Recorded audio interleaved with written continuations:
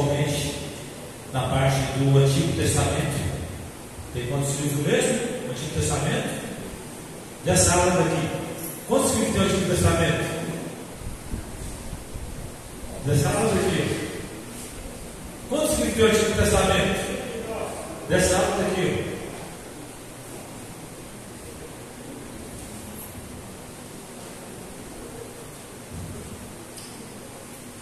Dessa aula daqui. Dessa aula daqui. Quantos livros tem o Novo Testamento?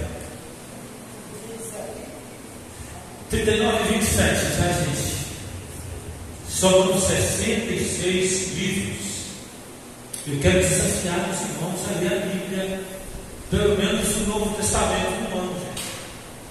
Esse livro é tão bom, mas infelizmente muitos não têm valorizado ele.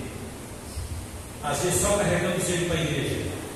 O livro é muito bom, nós temos que ler as Escrituras. Esse desafio é muito bom, eu tenho lido, eu tenho meditado, eu conheço as histórias da Bíblia, isso é muito importante. Eu não sei se deram para vocês reparar, mostrando em 1536, parece William sendo morto por causa desse livro. Esse livro não chegou aqui, esse livro ele tem um rastro de sangue. Há 2 anos, quando na Coreia do Norte foi encontrado 90 famílias com 90 Bíblias completas. Todos os chefes de casa foram fuzilados com um tiro na nuca, porque tinha um livro em casa. É um livro odiado pelo inferno. Então nós precisamos de amar este livro.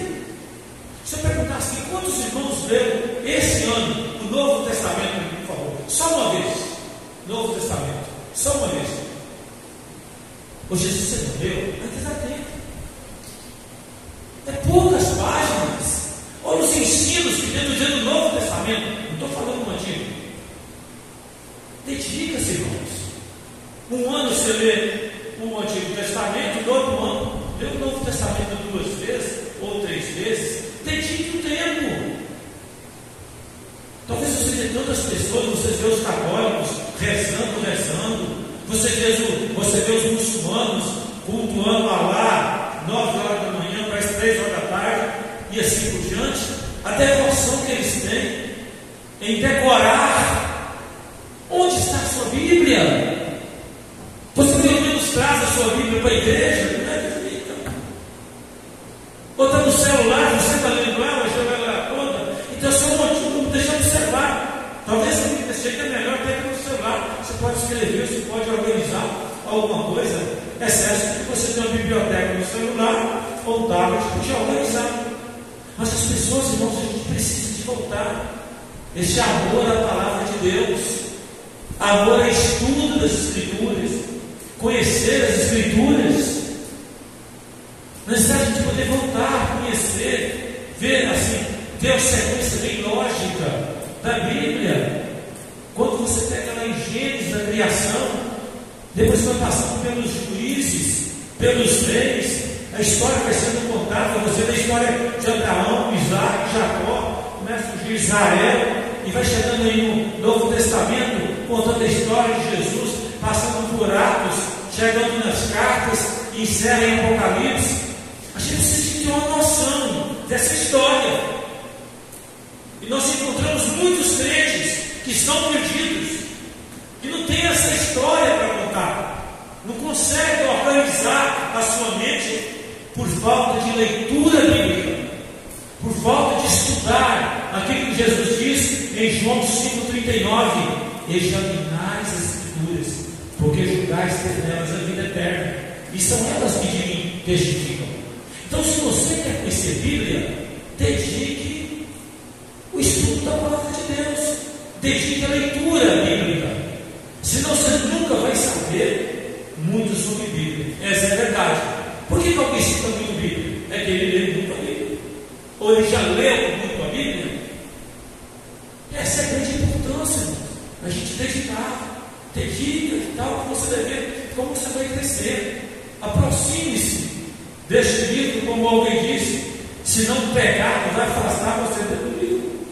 Dedique a leitura bíblica, dedique um tempo, é 20 minutos, é meia hora, seja um tempo durante o dia, para fazer seu devocional, sua leitura bíblica. para Deus poder estar trabalhando no seu coração.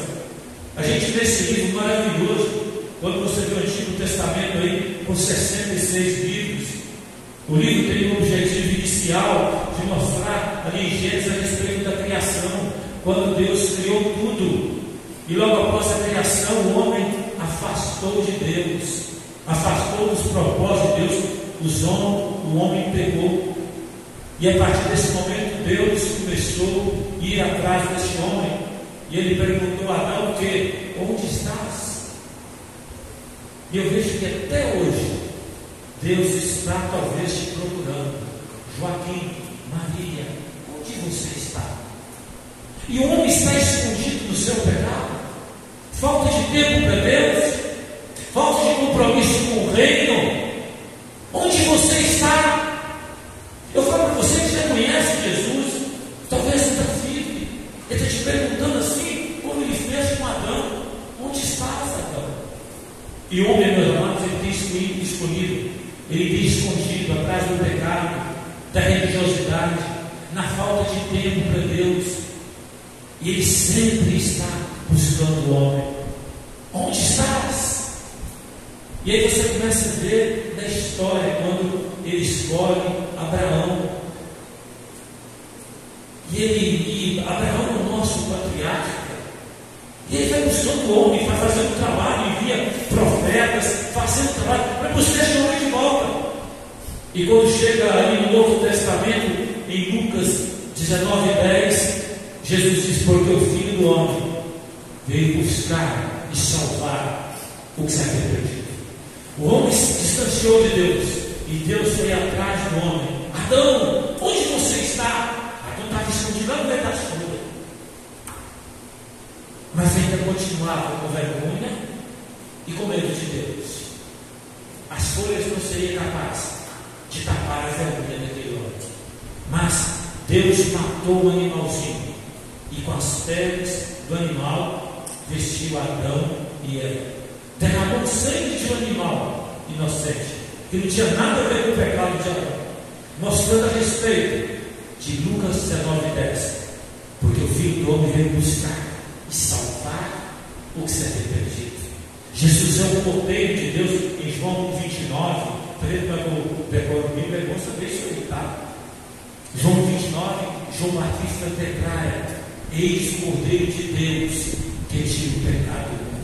Veio Jesus e morreu na cruz, ali no Calvário. Quando os autores Hebreus, capítulo 9, versículo 22, na parte final diz: e quase todas as coisas se purificam com sangue, e sem derramamento de sangue não há.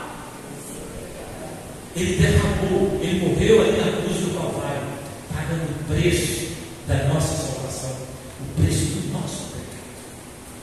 Deus perguntando: Adão, onde está? Agora vê Jesus que busca e salva. Quando ele estava morrendo na cruz, ele diz: está consumado. Do verbo grego tetelestai, está pago. O preço eu paguei. Estão perdoados. Para você ver a história, ele morre, ressuscita ao terceiro dia, apresentou aí para mais de 500 pessoas durante 40 dias e foi levado ao céu. E ele disse: portanto, ide, façam discípulos de todas as nações, batizando-as em nome do Pai, do Filho e do Espírito Santo. E eis que estou convosco, ensinamos a observar todas as coisas. E eis que estou convosco todos os dias, até a consumação dos séculos. E o pessoal ficou olhando e disse: olha, fico preocupado. Da mesma forma que ele está indo, um dia ele voltará. 2000 anos já se passaram. Jesus está voltando. E Deus ainda continua procurando homens. Eu e você precisamos de ser instrumento de Deus para levar as boas novas do Evangelho. As boas novas que conduzem o homem à salvação, que é o Evangelho, que é o poder de Deus para todo aquele que nele crê. É o momento da gente poder refletir. O dia da Bíblia, segundo domingo de dezembro. Qual que se o meu compromisso de meditação, de leitura bíblica? Qual a diferença que a palavra de Deus ela tem feito na minha desse texto, mas ele trabalha que tu, porém, permanece naquilo que aprendeste, de que foste inteirado, sabendo de quem o aprendeste. A primeira Bíblia que eu conheci era bem pequenininha. Eu consegui ler ela, a Bíblia resumida, preta e branca, de um homem que vai chamar Sotunim Machado. Ele caiu dentro de uma cisterna com fogo e morreu sufocado. E essa Bíblia chegou na minha mão. Eu tinha mais ou menos na faixa de uns 5 a 6 anos. E eu pegava do início ao fim. E gostava daquilo ali.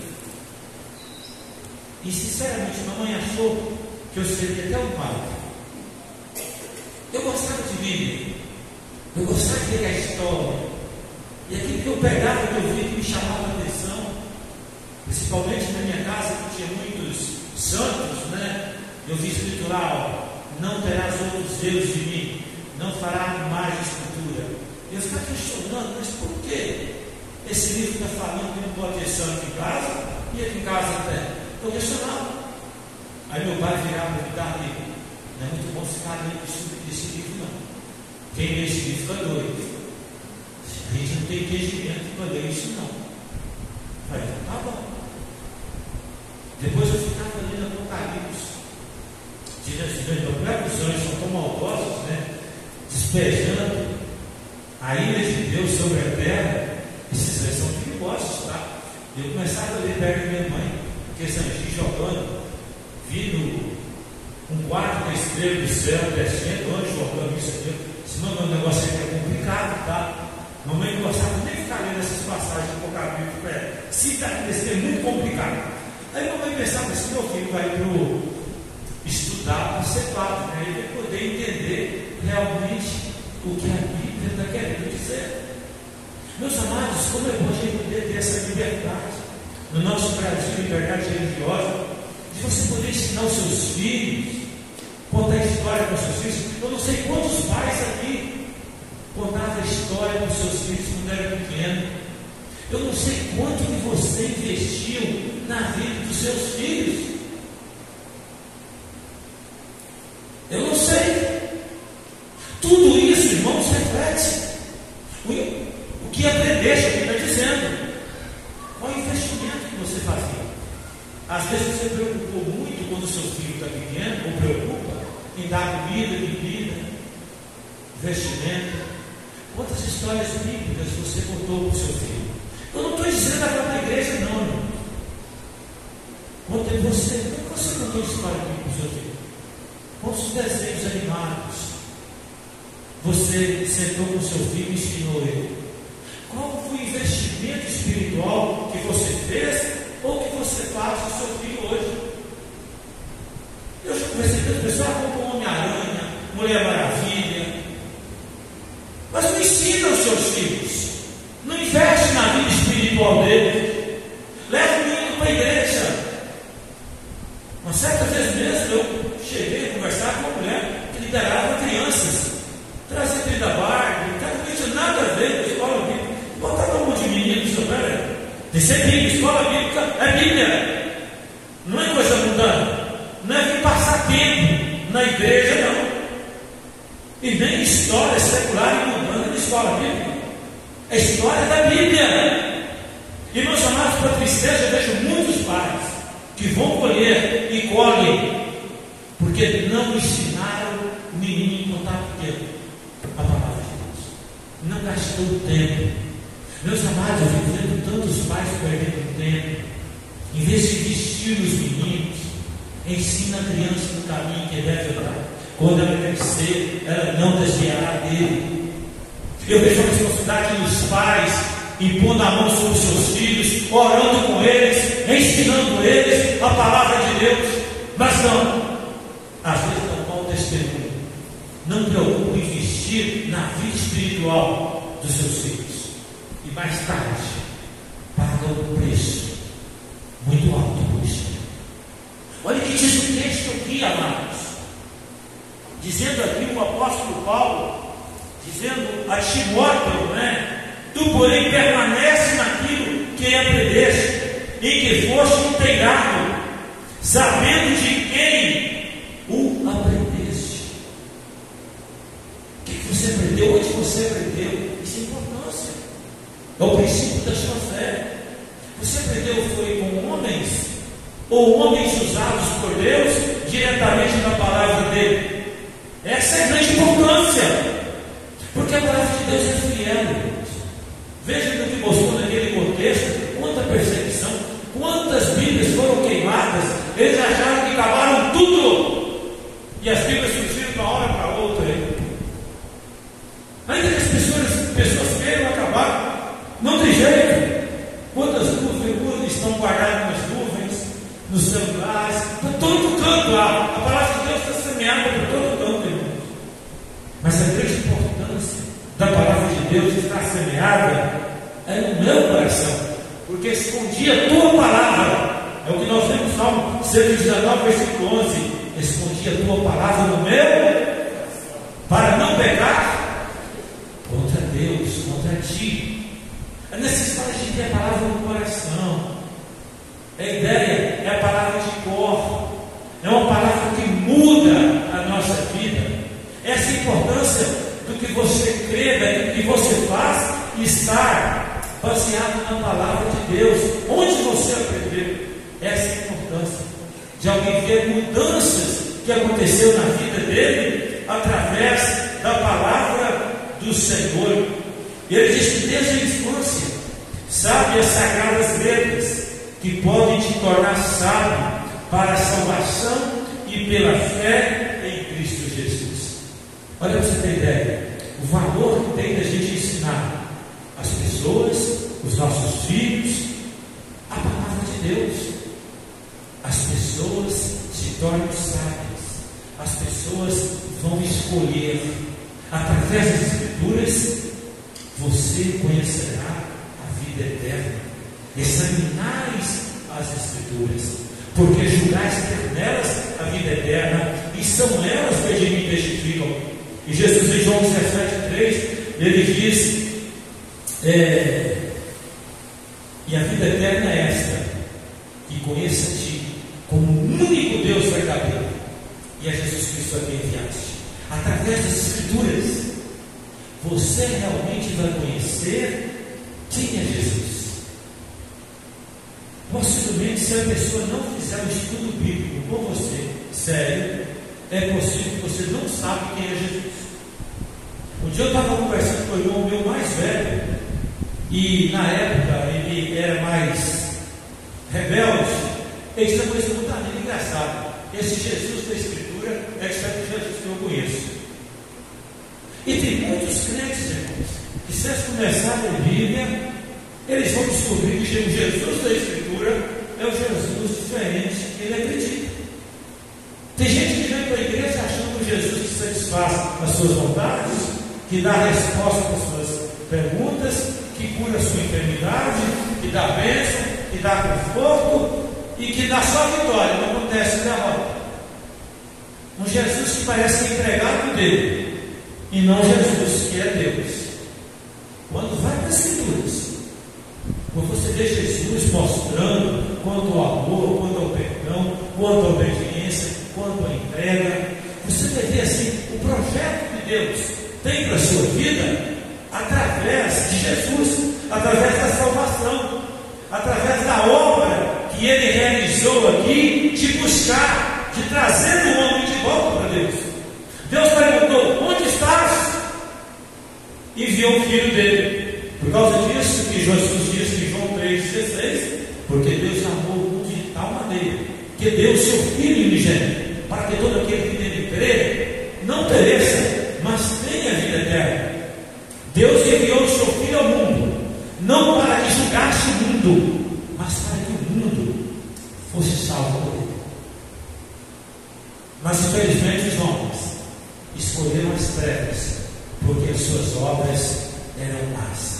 Em vez de ir para a luz, eles preferem escolher ficar nas trevas. Meus amados, esse texto ele vai trabalhando para que as pessoas possam aprender o verdadeiro sentido da palavra de Deus, da salvação pela fé em Cristo Jesus. Então a Bíblia, meus irmãos, ela é a palavra de Deus. É Deus falando com o homem. É por causa disso que o apóstolo Paulo diz que a fé vem pelo ouvir, passa direto. Ouvir, questiona. E ouvir a palavra de Cristo. O homem terá que dar resposta. Todo ser humano deve dar resposta. Eu fiz uma visita com o pastor Joraí, que eu nunca vou esquecer. O pastor Joraí chegou na casa de uma determinada pessoa. Ele pregou no Evangelho de João, capítulo 14,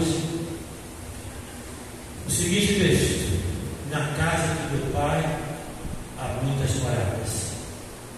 Se não fosse assim, eu vou ter dito: vou preparar-vos um lugar. Eu sou o caminho, a verdade e a vida. Ninguém vem ao Pai senão por mim. Temos uma mensagem. Olha o tema dele. Tem uma casa no céu para você. Ele pregou esse sermão para o homem. Eu sentado. Nós três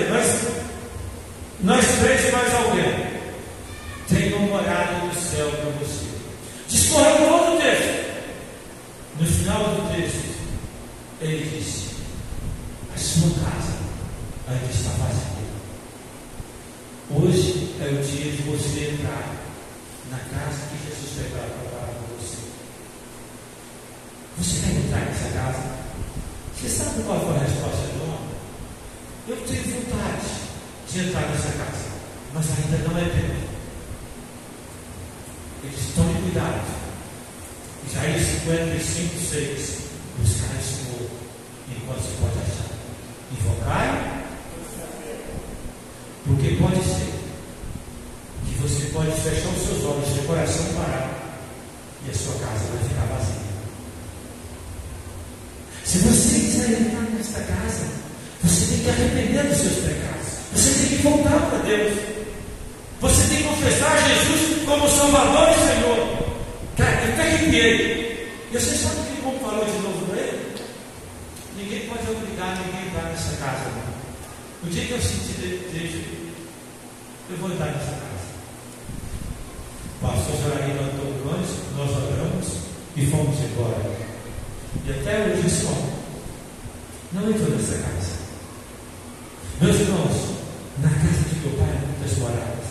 É por causa disso o Salmo 91 diz que feliz aquele que habita no esconderijo do Altíssimo, a sombra do Onipotente, ele descansará. Feliz aquele homem que mora nessa casa. E a tristeza, irmãos, de ver alguém rejeitando a graça de Deus. E são muitas pessoas, irmãos, que partem para a eternidade e a sua casa vai ficar vazia, achando que amanhã vai existir. E talvez para ele o amanhã não existirá, porque a Bíblia mesmo diz, amados: hoje, se ouvirdes a minha voz, não endureçais o vosso coração. Agora é o momento oportuno da pessoa tomar um posicionamento. É por isso que a gente nunca pode ficar, irmãos, eu vou esperar amanhã, depois. Não, o momento de você tomar uma posição de vida é agora, é hoje. O texto continua dizendo o seguinte: olha, que desde a infância, versículo 16, toda a escritura é inspirada por Deus e útil para ensino, para repreensão, para correção, para educação na justiça.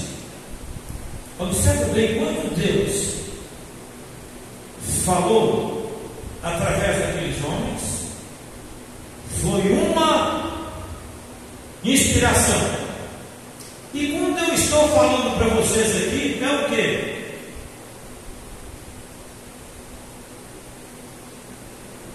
Quem me responde? Me ajuda. É bom você saber. Não quer? Quer? Você está perguntando ou está afirmando? Parabéns, irmão. Iluminação. Você precisa de orar, buscar Deus. Pastor, seja para inspirado pelo Senhor. Não precisa não. Deus, porque se você orar e eu falar inspirado, nós vamos continuar escrevendo a Escritura. Eu vi uma pastora há pouco dia aí falando na televisão que a Bíblia é passada, Deus está falando agora. Então essa mulher acredita que Deus, ela está falando inspirada, não. Deus ilumina a gente através da palavra dele, através do Espírito Santo dele, da iluminação. Inspiração terminou em Apocalipse. Então fala comigo, Deus. Tá bom, vai ler a Bíblia, filho. Deus vai quebrantar o seu coração, Deus vai falar com você através do Espírito Santo dele em você. Não queira mais revelação. Tem pessoas que vêm para a igreja caçando revelação de Deus para a vida dele. Mas filho, revela o que você sabe. Você sabe quem gosta de você, você sabe quem não gosta de você. Você sabe os seus pecados. Se você é um cara que ora principalmente, Deus vai revelar para você. Você não precisa ir para a igreja para Deus revelar para você, não. Deus revelou para o homem na pessoa do filho dele. Quem tem filho tem a vida. Quem não tem um filho não tem a vida. É bom que você seja bastante atento contra essas coisas, irmãos, porque a palavra de Deus, ela é inspirada por Ele, ela é útil para quê? Para nos ensinar. É a palavra pedagogo, pedagogia. Deus nos ensina através da palavra dele. Então, se você não lê a palavra de Deus, se você não medita na palavra de Deus, não tem como você aprender a palavra de Deus. Não tem como, irmãos, você aprender. Porque a palavra de Deus, ela nos ensina. Ela também nos repreende. Quantas vezes nós estamos precisando de ser exortados, repreendidos pela palavra de Deus? Irmãos, e todas as vezes que você vai ler a Escritura, Deus te mostra alguma mudança que você está precisando na sua vida. Se não é, pode tomar um cuidado que você não está lendo as Escrituras. Porque a palavra de Deus, ela é uma espada, irmãos. Ela é capaz de dividir algo que até hoje nenhum teólogo divide. Alma e espírito, não consegue dividir. Ela consegue dividir. Ela sonda o seu coração, ok? Ela é útil também para o ensino, para a repreensão, para a correção. Tem horas que está começando a sair dos princípios, ela te corrige, ela faz você voltar para o curso certo. Ela também te educa na justiça. Ela trabalha com a educação, porque você está começando a achar que é isso. Ela vai te educando, ela vai trabalhando.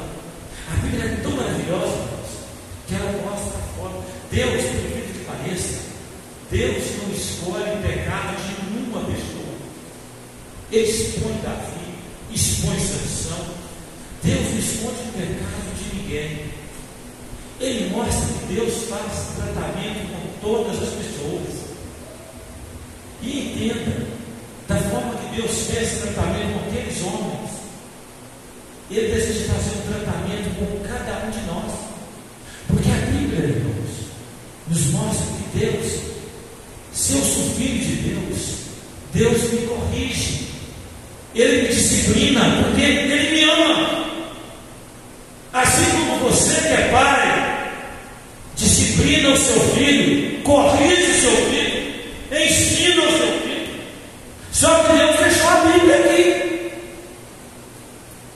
Se você não crê que a Bíblia é verdade, como diz o Salmo, a tua palavra, Jesus diz, santifica-os na palavra, a tua palavra é verdade.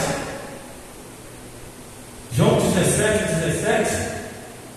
Irmãos, a palavra é verdade. A gente está vendo na época hoje que cada um tem a sua verdade, né? A verdade já não existe, cada um tem a sua verdade. Então a palavra de Deus é verdade. Ela é verdade que muda a nossa vida, a nossa educação, a transformação que Deus deseja realizar na nossa vida. Porque cada um de nós, amados, Deus tem um projeto para cada um de nós. E por falta de você não entrar aqui, não ter a palavra de Deus, você não usa no seu ensino, não usa na repreensão, não usa na correção, não usa na sua educação. Então você acaba se perdendo. Você às vezes tem tanto conhecimento de jogador, de jornal, de política, mas não tem conhecimento da Bíblia, não tem conhecimento da palavra. A gente fica triste, irmãos, de encontrar muitas pessoas que ficam vagando e não conseguem sintonizar. E olha qual é o objetivo que Deus deseja: que a gente aprenda, que sejamos corrigidos, que entramos nesse processo de correção, de transformação, de ensino, de aperfeiçoamento. É o que é diz concluído. Qual é a finalidade da Escritura? Nos ensinar, nos repreender, nos corrigir e nos educar? É o alvo. Se alguém perguntar qual é o alvo de Deus para a sua vida, meu irmão, perguntar assim: irmão, qual é o alvo de Deus para a sua vida?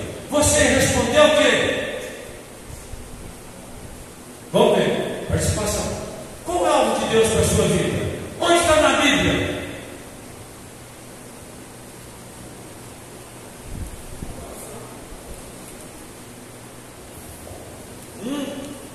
Hoje eu estou perguntando a vocês, né? Qual é o alvo de Deus para a sua vida, irmão? Lá na rua, se um cara chegar perto de você e dizer: irmão Aparecida, qual é o alvo de Deus para a sua vida? Vai na Bíblia e me mostra. Tu conhece a Bíblia? Não, o livro marinho. Aí você faz o favor de escrever na sua Bíblia, para você não esquecer. 2 Timóteo, capítulo 3, versículo 17. A fim de que o homem de Deus seja perfeito e perfeitamente habilitado para toda boa obra. Então, qual é o alvo de Deus na minha vida? Que eu pareça com Jesus. Esse é o alvo de Deus. Ele deu o Espírito Santo para fazer a obra, para que você seja isso aí, a fim de que o homem de Deus seja perfeito, perfeitamente habilitado, que maneja bem a palavra da verdade, as suas atitudes, o seu comportamento. Sejam imitadores de Cristo, sejam imitadores de Deus.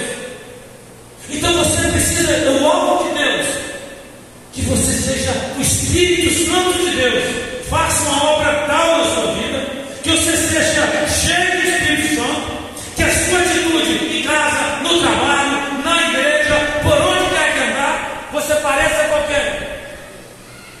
Ele não está mandando você andar sobre as águas, ele não está mandando você ressuscitar mortos. O seu comportamento, a sua vida, as suas atitudes, a sua obediência, porque ele foi até a morte e morte de cruz. A sua obediência ao Evangelho, ao ministério que ele te entregou. Isso eu aprendi há muito tempo atrás, e eu nunca esqueci. Qual é o alvo de Deus para a minha vida? 2 Timóteo, capítulo 3, versículo 17. Eu preciso de parecer com Jesus. Esse é o alvo de Deus. É a transformação que o Espírito Santo de Deus está fazendo na minha vida. E a transformação, que irmãos, quanta coisa eu e você, nós precisamos de mudar. Mas se você não for ensinado, se você não for corrigido, se você não for repreendido, você não consegue chegar até lá. Esse é o processo. Não adianta a gente orar aqui, orar e orar, vou ficar até rouco. Adianta. Você tem que passar por esse processo, examinar a Escritura, ter tempo com Deus, orar, quebrantar, ouvir a palavra de Deus, ser repreendido pelo próprio Espírito Santo de Deus e pela palavra.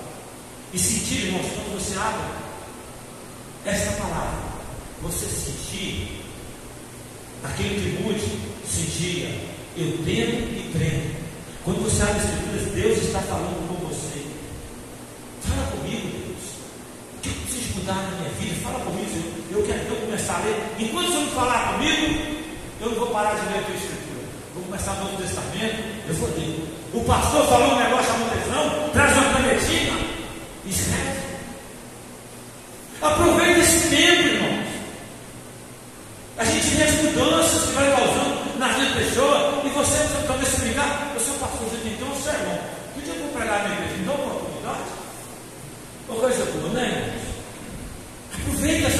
tarde, beba da palavra de Deus.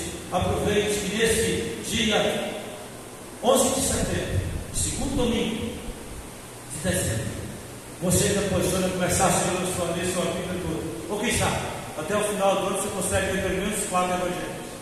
Amém? Amém. Vamos orar para fechar os nossos olhos. Eu vou pedir uma pessoa que conseguiu ler o Novo Testamento esse ano todo, vai estar orando para a gente. Ore a Deus.